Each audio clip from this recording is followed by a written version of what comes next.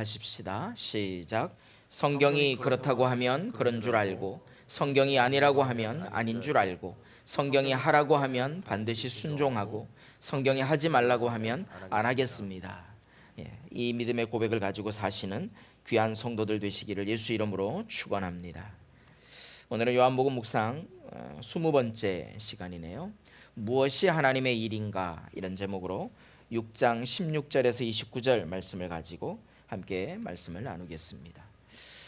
하나님의 일, 보통 교회 일이라고 이야기하죠. 교회 일. 그런데 교회 일은 주님의 일이 아닐 때가 참 많습니다. 그냥 교회 공동체를 위한 일일 때가 많습니다. 때로는 목회자를 위한 일이 되기도 합니다. 성도들이 하나님의 일을 한다고, 또 교회 일을 한다고 열심히 헌신하지만 때로는 목사를 위한 일이 될 때가 참 많이 있습니다. 안타까운 일이기도 하지요. 물론 그런 일 할 수 있습니다. 목사가 교회와 성도들에게 고마워하면 됩니다. 또 교회 공동체를 이끄는 리더들이 헌신하는 성도들에게 감사하게 여기면 됩니다. 그걸 주님의 일로 포장하지 말라는 겁니다.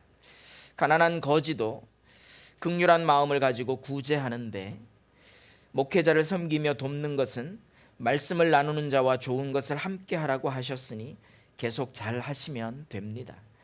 주님의 일이냐 아니냐가 중요한 거지요. 얼마든지 우리는 우리가 할 수 있는 일, 해야 하는 일 잘 구별하고 분별해서 얼마든지 잘 할 수 있습니다. 갈라디아서 6장 6절이 그런 말씀을 하고 계시죠. 말씀을 배우는 사람은 가르치는 사람과 모든 좋은 것을 함께 나누라. 그러면 그런 일은 의미 있는 일이고 필요한 일이고 좋은 일입니다. 그런데 오늘 성경이 이야기하는 주님의 일이 뭘까요? 오늘 성경이 이야기하는 교회 일이 무엇일까요? 주님의 뜻이 어디에 있는 걸까요? 주님이 원하시는 교회 일은 어떤 일일까요? 갈라디아서 5장 16절은 이렇게 우리에게 말씀하고 있습니다. 항상 기뻐하십시오. 끊임없이 기도하십시오. 모든 일에 감사하십시오. 우리가 너무나 잘 알아서 외우기까지 하는 말씀이죠. 그런데 이 말씀이 뭐다라고 말씀하고 있어요. 18절 하반절에 보니까 뭐라고 되어 있습니까? 이것이 그리스도 예수 안에서 여러분에게 바라시는 하나님의 뜻이다, 이렇게 말씀하고 있습니다. 성경 몇몇 구절에 하나님의 뜻이 이거야 라고 말씀하고 있는데요, 그 하나님의 뜻, 하나님의 일, 또 하나님의 사람아 너희는 이거 버리고 이거 감당해라, 이거 지켜라, 이렇게 되어라 라고 권면하시는 말씀의 모든 공통점들을 살펴보면 그것은 손에 잡히는 어떤 일 자체가 목적이 아니라, 그걸 방법으로 사용할 수는 있겠지만 궁극적인 목적은 믿음을 지키는 일이다. 그리고 연약한 자들이 믿음을 가지도록 돕는 일이다. 그래서 교회 공동체를 위한 일도 하나님의 일이 되려면 교회 공동체 구성원을 위한 일을 하는 것이 아니라 연약한 믿음을 가진 자들이 공동체 안에서 믿음을 회복하고 성장하며 성숙하게 되도록 돕는 일이 하나님의 일이라고 말할 수 있는 것입니다. 여러분, 우리는 교회 공동체 안에 모여 있습니다. 그리고 우리는 하나님의 일을 해야 합니다. 하나님의 뜻대로 살아야 합니다. 그러려면 믿음을 가져라, 하나님이 보내신 이 예수 그리스도를 믿어라 라고 말씀하고 있는 것입니다. 이 믿음이 하나님의 일이라는 사실, 이 믿음이 하늘과 땅처럼 너무나 다른 우리 주님이 우리에게 의도하시고 바라시는 일이라고 하는 사실, 지혜의 정도로 봐도, 능력의 정도로 봐도, 이 세상을 분별하고 꿰뚫어 보시는 시선의 차이를 보더라도 하나님과 우리는 비교할 수가 없는 존재예요. 이사야서가 말씀하고 있죠. 내 뜻은 너희 뜻과 달라, 내 생각은 너희 생각과 달라. 뭐가 다를까요? 왜 다를까요? 하나님의 뜻은 독생성자 예수 그리스도를 이 땅에 보내셔서 한꺼번에 다 쓸어 엎으시고 왕이 되시는 것이 아니라, 그분이 십자가에 달려 죽으심으로 믿음을 가지고 구원받는 백성들을 구별하시기 위하여 이 땅에 보내신다는 것입니다. 그것이 하나님의 의도요, 하나님의 계획입니다. 그리고 오늘 본문 가운데 드러나는 무엇이 하나님의 일인가라는 질문 앞에 믿음이라고 대답하시는 하나님이 이 성경을 통해 우리에게 교훈하시고자 하시는 메시지인 것입니다. 오늘도 우리는 수많은 표적들을 구합니다. 그런데 그 표적들이 어긋나죠. 세상에서 필요로 하는 것들, 우리의 현재의 삶에 있어야 하는 것들, 그리고 미래에 보장받고 싶어 하는 것들, 성공이지요, 풍요로움이지요, 멋진 삶이지요. 젊었을 때 열심히 일해서 잘 모아놨다가 나이가 들면, 그래, 우리 목사님이 얘기하는 대로 교회 한번 섬겨보자, 직분도 받고 그때 한번 편안하게 뭘 해보자. 그게 어디서 나온 가치관입니까? 그것이 어디서 나온 인생관입니까? 성경에 그런 이야기가 없어요. 즉시 믿음으로 하나님 앞에, 그러면 하나님은 어떻게 하신다고요? 내가 하느라고 막 힘겨워서 어쩔 줄 몰라 하는 인생 되지 아니하고 내가 너와 동행할 거야. 네가 하는 거 아니고 내가 이끌어 갈 거야. 할렐루야. 왜 아멘 안 하고 버티고 계세요? 일부 예배라 그러신가요? 여러분, 이것이 성경의 교훈이고 이것이 우리 하나님의 사랑이고 하나님의 계획인 줄 믿습니다. 다른 가치관을 가지고 살지 말고, 세속의 가치관, 물질 가치관을 가지고 살지 말고, 다른 인생관을 가지고 살지 말고, 다른 시간 개념을 가지고 살지 말고, 우리의 인생의 다른 계획과 설계를 가지고 살지 말고, 당장 이 순간부터 하나님이 기뻐하시는 일이 뭔지, 하나님이 원하시는 일이 뭔지, 하나님이 우리에게 요구하시는 뜻이 무엇인지, 하나님 우리가 어떻게 살아가기를 원하시는지 명확하게 성경이 말씀하고 있습니다. 그것을 읽고 묵상하고 결단하고 따르는 주의 백성들이 되시기를 예수 이름으로 축원합니다. 두 가지로 말씀을 드립니다. 첫 번째, 주님의 일을 한다고 말들은 하지만 26절 그들이 예수께 물었습니다. 우리가 무엇을 하여야 하나님의 일을 하는 것이 됩니까? 27절 예수께서 그들에게 대답하십니다. 우리 한 목소리로 함께 읽으십시다. 시작. 하나님께서 보내신 이를 믿는 것이 곧 하나님의 일이다. 아멘. 본문은 주님의 일이 무엇인지 정확하게 말씀하고 있습니다. 하나님께서 보내신 예수님을 믿는 것이라고 말씀하고 있습니다. 인성과 신성의 연합, 십자가에선 철저한 인간으로 고통을 당하셨다는 사실, 겟세마네 동산에서 기도하실 때 우리는 그 예수님의 기도를 통해 그 모습을 알 수가 있습니다. 예수님을 믿으려는 모든 열심이 하나님의 일입니다. 예수님 스스로는 하나님이 정하신 구원 계획에 자신이 고통스럽지만 철저하게 순종해야 한다는 것을 아시기 때문에 그 순종하시기 위하여 몸부림치며 겟세마네 동산에서 기도하셨던 모습이 결국은 하나님의 일이 되는 것입니다. 주님의 그 순종, 주님이 걸어 나가셨던 고난의 길로 십자가를 지고 나아가셨기 때문에 수많은 이들이 믿음으로 구원을 받는 하나님의 은총을 입게 되었다는 것입니다. 그리고 교회 공동체 안에서 여러 가지 일들을 감당하며 오늘날 교회가 세워졌습니다.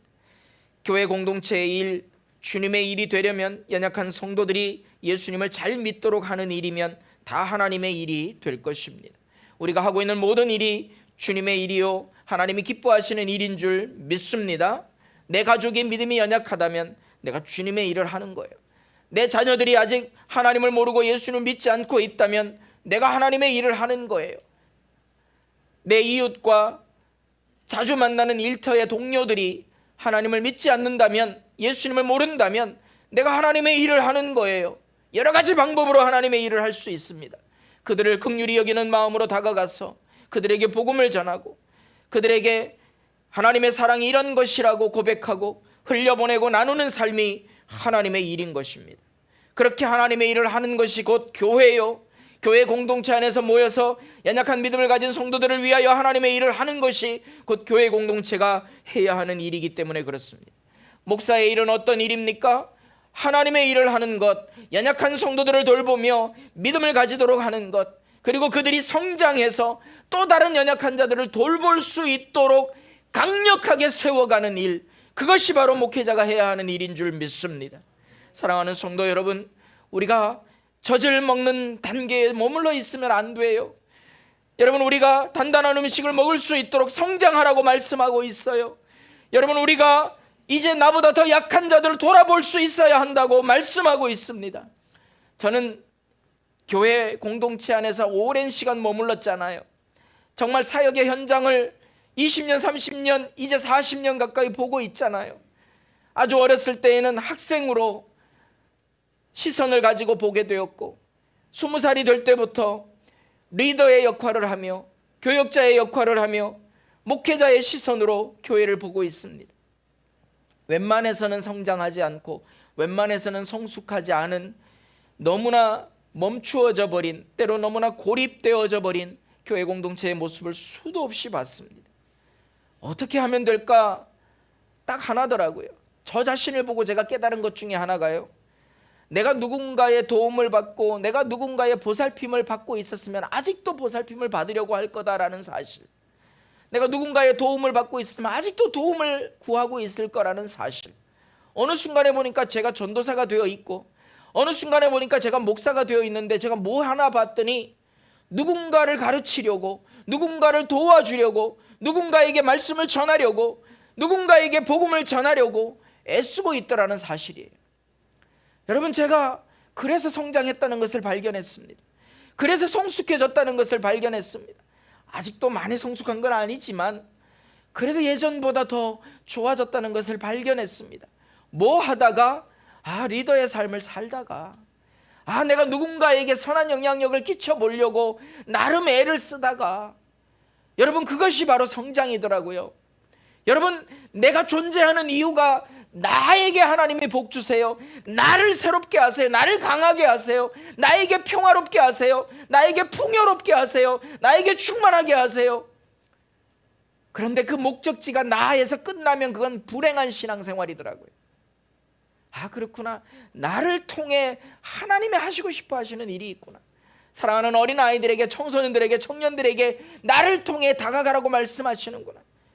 그 일을 하다 보니까 믿음이 연약한 자들과 어울려서 저들을 위해 믿음의 본을 보이려고 잘 안 되지만 애를 쓰다 보니까 그게 하나님의 일이었구나, 나를 성장시키는 일이었구나, 나를 성숙하게 만드는 일이었구나.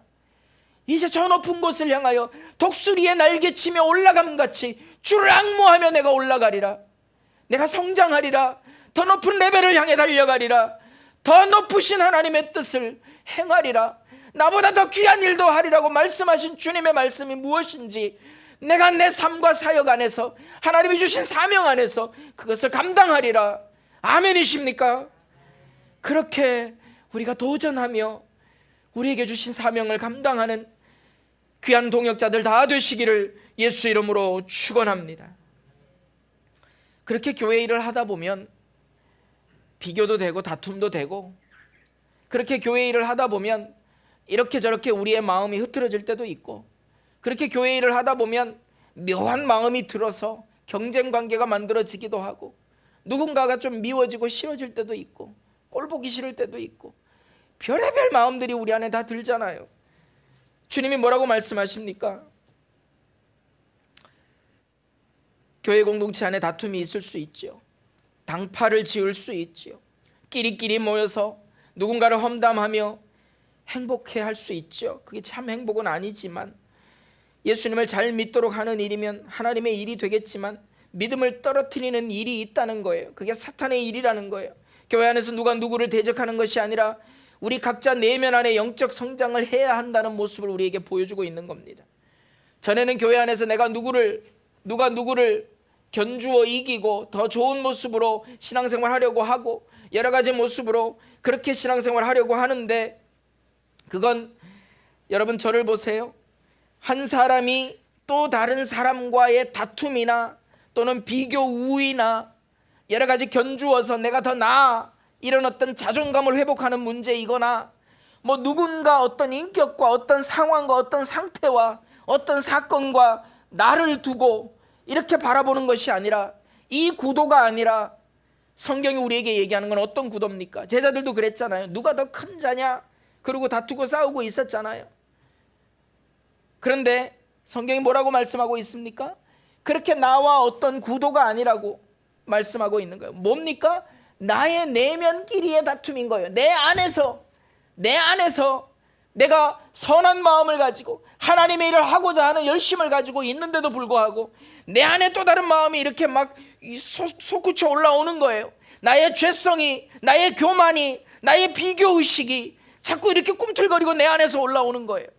어떤 대상을 향한 구도를 잡는 게 아니라 내 안에 싸움이 벌어지고 있다는 걸 말씀하고 있는 거예요. 내가 더 나아 보여야 되는데, 내가 더 인정받아야 되는데, 내가 더 풍요로워야 되는데, 내가 더 성공해야 되는데, 이 마음 속에서. 그래서 우리 주님은 그런 다툼의 일을 만들어내는 게 어디에서 출발하느냐? 내 안에서 출발하고 있다고 말씀하는 거예요. 사단의 일입니다.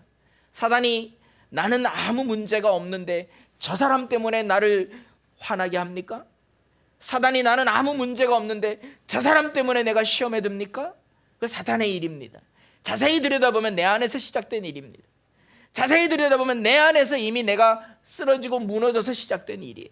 내가 안 무너지면 괜찮은 거예요. 내가 하나님 앞에 내 내면의 영적 전쟁에서 이기면 괜찮은 거예요. 그런데 우리는 여기서 먼저 무너지고 자꾸 대결 구도 내지는 비교 구도를 만들어서 그렇게 우리가 우리의 정당성을 찾으려 하고 비교 우위에 서려고 하고 인정받으려고 하는 그런 모습들이 제자들의 모습 가운데 있었다는 겁니다. 누가복음 9장 47절에 보니까 주님이 마음속의 생각을 아셨다 그랬습니다. 여러분, 성경이 우리에게 뭘 교훈합니까? 수도 없이 찾아보고 수도 없이 변증할 수 있어요. 마음과 생각을 지키시는 하나님의 평강, 할렐루야. 사단이 가룟 유다의 마음속에 예수를 팔 생각을 넣었더니 마음밭에 생각을 넣는 겁니다. 마음밭에 생각을 넣는 겁니다. 평안했던 우리의 마음, 성숙한 우리의 마음, 잘 섬기던 우리의 마음에 어느 순간 나도 모르게 어떤 생각이 툭 들어오는 거예요. 사단의 일입니다. 하나님의 일이 아니에요. 그 생각이 툭 들어오면 그때부터 모든 게 문제가 되는 거예요. 내가 이렇게 희생하고 있는데, 내가 이렇게 헌신하며, 내가 이렇게 섬기고 있는데. 여러분, 이런 내면의 전쟁에 제가 너무 많이 넘어졌었거든요. 나는 다른데, 나는 이런 생각을 하는 사람인데, 나는 이래야 되는데, 얼마나 많이 넘어져서 얼마나 많이 제 스스로 제 안에서 지금 돌아봐도 부끄럽고 추한 모습들이 얼마나 많았는지 몰라요. 가족들을 잘 믿도록 돕는 것이 하나님의 일입니다. 그러려면 내 안의 영적 전쟁에서 이겨내야 하는 줄 믿습니다. 믿음은 영접에서 출발합니다.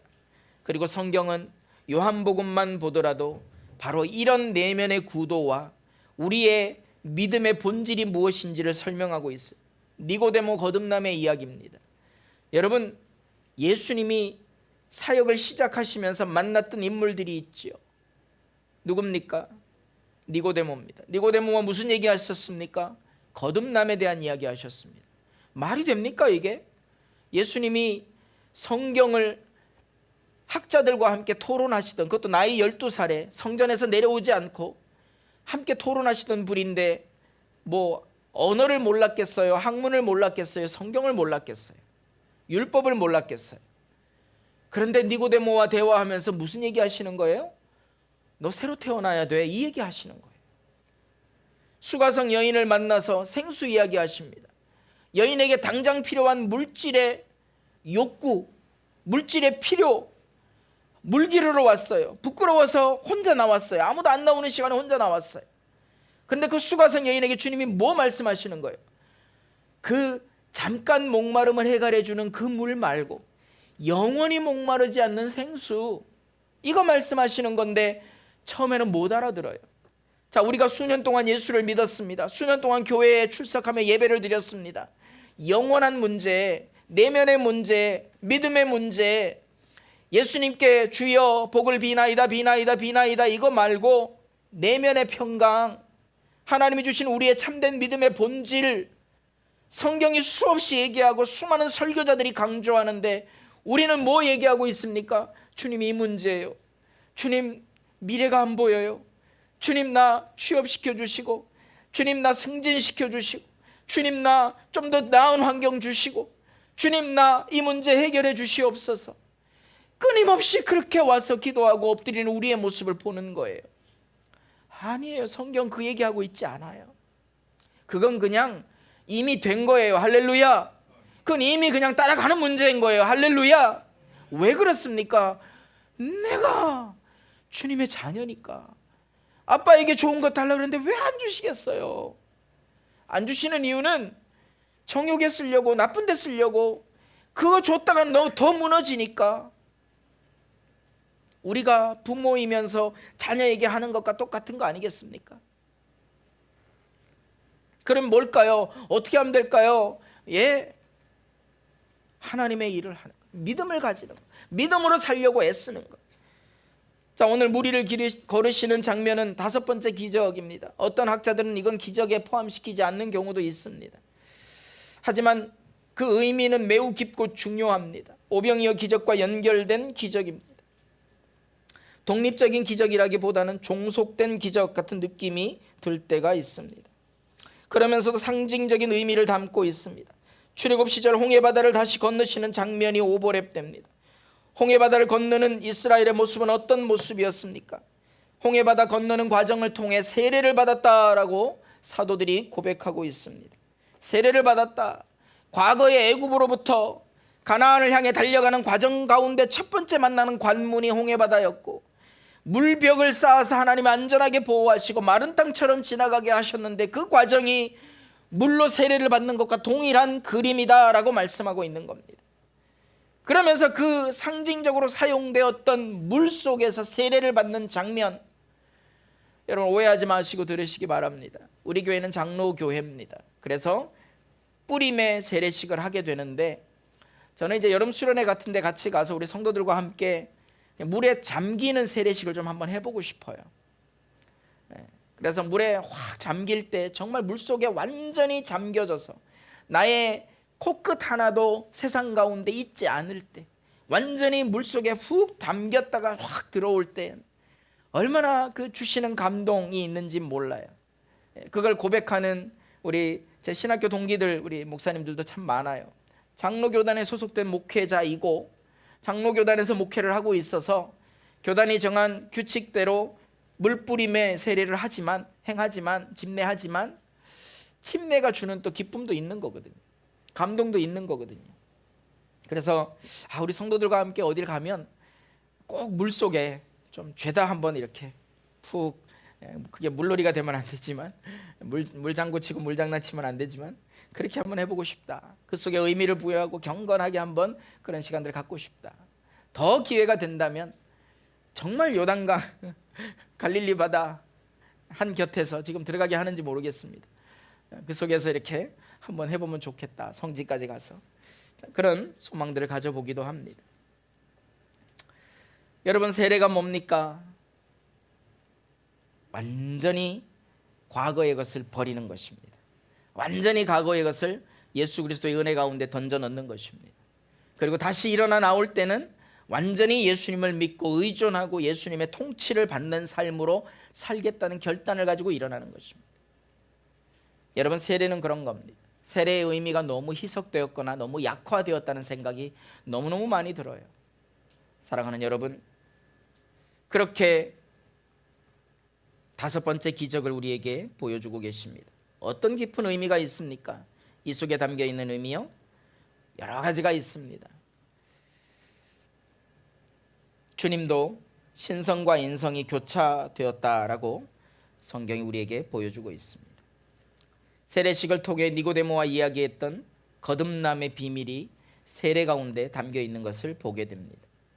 하나님의 말씀과 기도로 거룩하여지는 삶이 영원한 생수, 그래서 한번 해소하고 끝나는 것이 아니라 지속적으로 하나님이 주시는 평강 가운데 거할 수 있다는 것을 성경이 말씀하고 있습니다.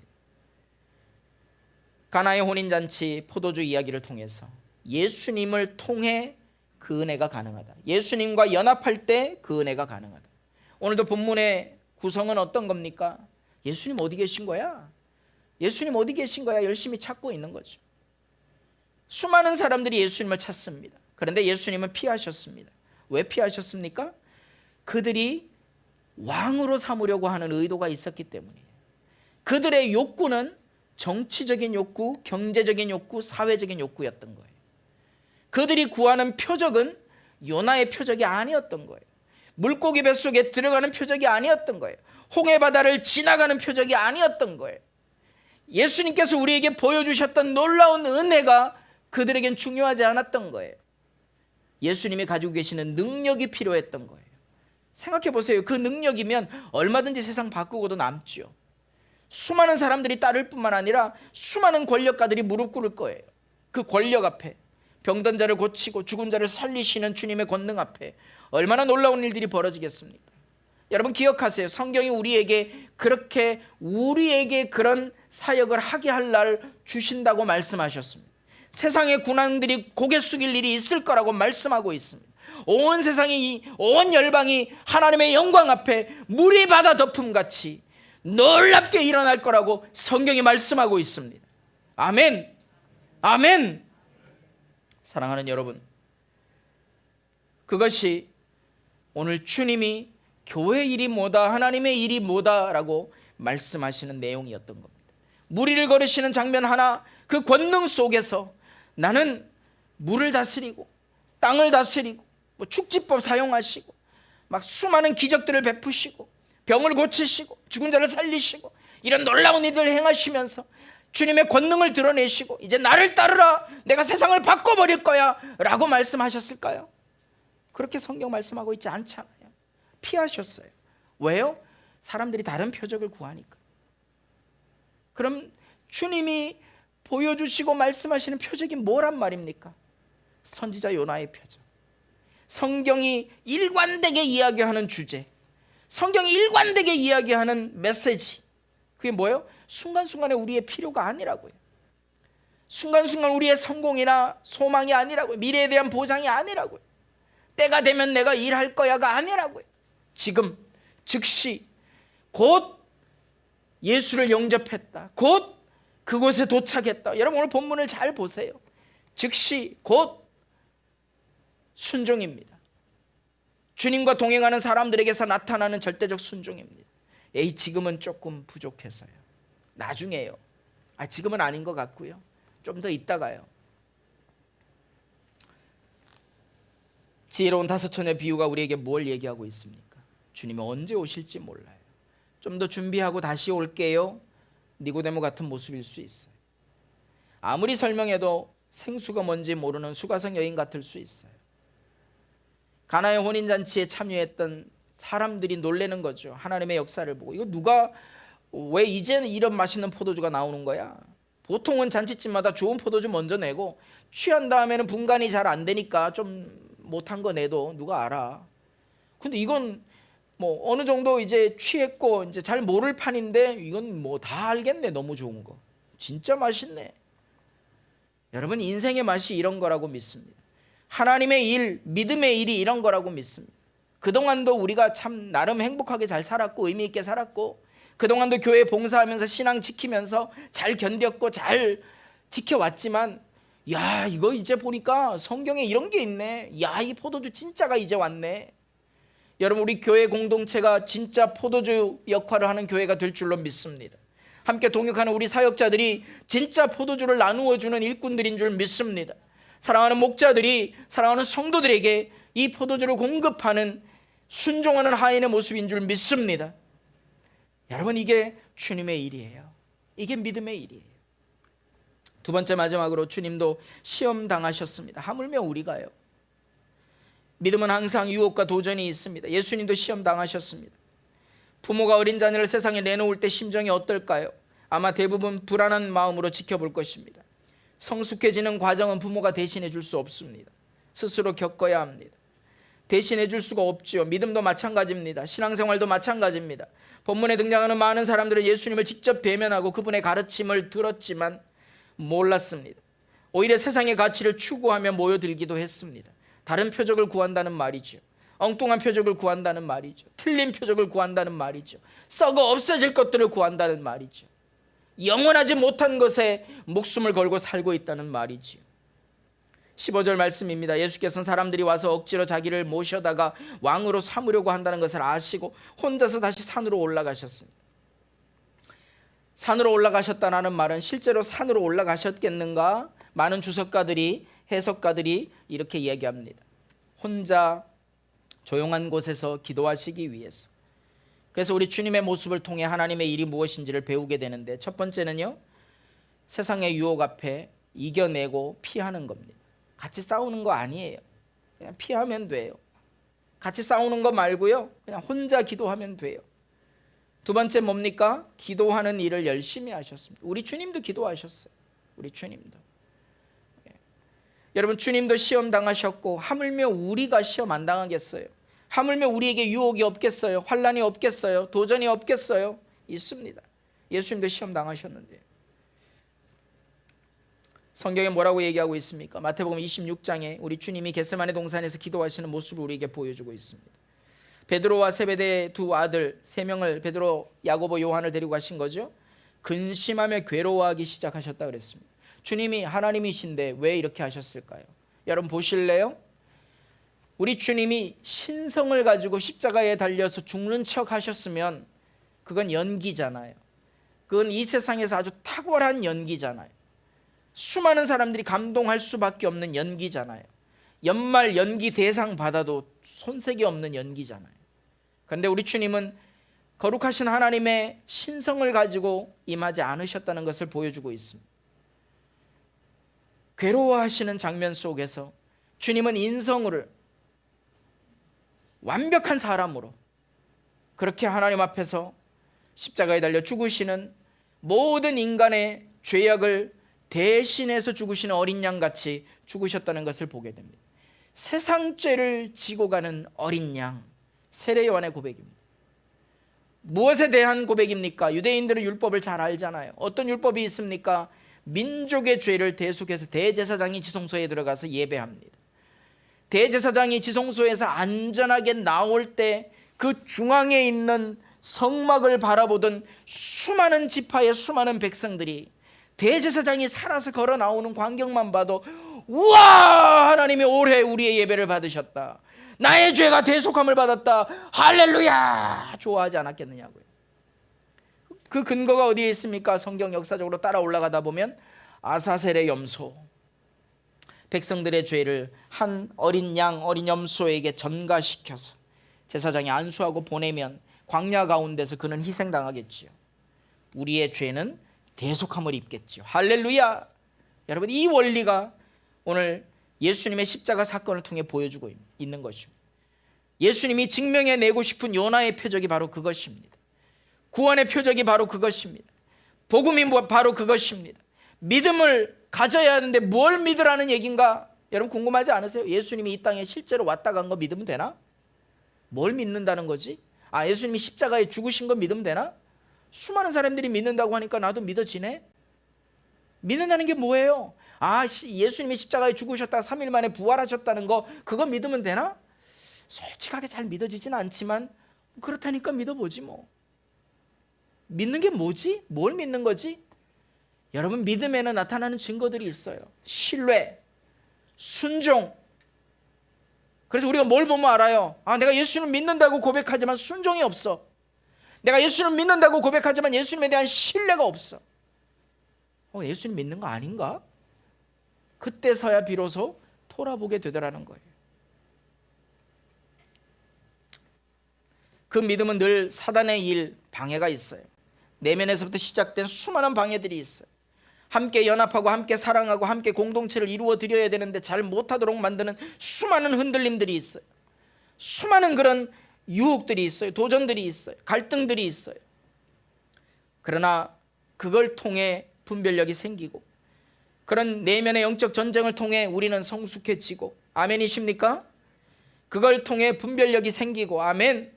그 영적 전쟁을 통해 우리가 더 성숙해지고, 아멘. 결핍과 문제는 늘 우리 환경 속에 존재합니다. 그러니까 세속 가치관은 성공과 풍요를 추구하도록 만듭니다. 예수님도 시험에 드셨고 금식하며 기도하신 후에 사단에게 받으신 시험은 모두 다 세속 가치관에 관한 것임을 보게 하셨고, 이기는 것은 말씀이었고 승리는 믿음으로 얻는 것이었습니다. 말씀으로 사탄을 이기고도 정작 우리는 성숙해지지 못할 수 있습니다. 수없이 많은 전쟁 경험이 있지만 정작 우리는 늘 그 수준에 머물러 있게 됩니다. 전쟁 증후군을 앓고 있는 것처럼 말입니다. 내가 베트남 전쟁에 나가서 참전했지 뭐야? 이 영웅담을 품고 사는 거예요. 내가 그런 전투에서 싸워서 이겼네? 그 영웅담을 품고 그 간증만 품고 더 이상 한 걸음 앞으로 못 나가고 있는 모습, 얼마나 안타깝습니까? 내가 이런 일을 겪었네, 이 전쟁과 같은 일을 내 인생에 겪었네, 그리고 거기에 매여 있어요. 내가 이런 어마무시한 일을 내가 경험했네, 그리고 거기에 매달려 있어요. 떨쳐내시기를 예수 이름으로 축원합니다.